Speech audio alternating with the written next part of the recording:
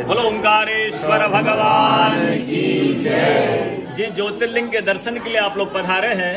ये राम से 14 पीढ़ी पूर्व, राम से 14 पीढ़ी पूर्व मांधाता राजा हुए हैं।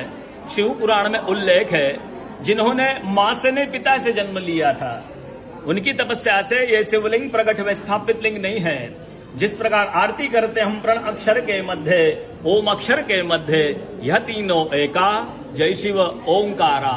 एक ही शिवलिंग में ब्रह्मा विष्णु महेश निराकार धरती से प्रकट हुए हैं। इसलिए अखंड दीप जो जल रहा प्राचीन समय से, एक ही दीपक में 3 बातियां लगातार जल रही है, ब्रह्मा विष्णु महेश की। इस पहाड़ी के ऊपर 7 किलोमीटर का परिक्रमा मार्ग है, वो भी ओम आकृति में है। जो पर्वत पे हम प्रभु के दर्शनों के लिए खड़े हैं, ये पर्वत स्वयं शिवलिंग की आकृति में है। चारों तरफ नर्मदा मैया जलहरी बनकर बह रही है।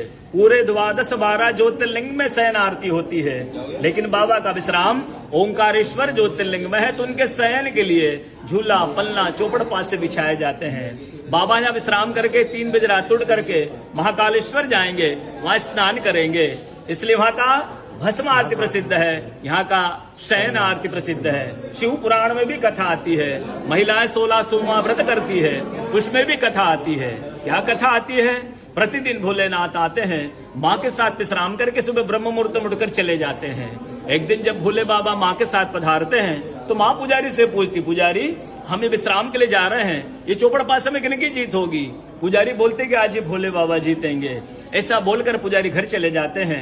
भोले बाबा माँ विश्राम के लिए चले जाते हैं। सुबह ब्रह्म मुहूर्त में जैसे ही भोले बाबा माँ बाहर निकलते हैं, पुजारी द्वार पर रहते हैं। तो माँ पुजारी से पूछती, पुजारी कल मैंने आपसे पूछा था, हम विश्राम के लिए जा रहे, चौपड़ पास में किन की जीत होगी? आपने कहा भोले बाबा जीतेंगे। भोले बाबा नहीं, मैं जीती हूँ। माँ ऐसा बोल करके उनको श्राप दे के चली जाती है। उनके तुरंत पश्चात अप्सराएं शिवलिंग पे जल चढ़ाने आती, तो अप्सराएं पुजारी से पूछती, पुजारी अस्वस्थ क्यों हो गए, आप तो ठीक थे।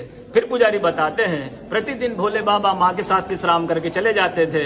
कल भोले बाबा माँ के साथ पधारे, माँ ने मुझसे पूछ लिया, पुजारी हम विश्राम के लिए जा रहे, चौपड़ पास में किन की जीत होगी? मैंने कहा भोले बाबा जीतेंगे। भोले बाबा नहीं, माँ जीत गई, माँ मुझे श्राप दे के चली गई। अप्सरा बोलती, चिंता ना करो, हम अंदर जाकर शिवलिंग की पूजा करके आते, फिर इसका उपाय बताएंगे। अप्सराएं अंदर जाकर के शिवलिंग की पूजा करके बाहर आकर बोलती, पुजारी आप 16 सोमवार व्रत कीजिएगा, व्रत करते ही स्वस्थ हो जाएंगे, व्रत करते ही ठीक हो जाएंगे। ये वो कथा का दर्शन ओंकारेश्वर ज्योतिर्लिंग में प्रतिदिन होता है। बोलो ओंकारेश्वर भगवान।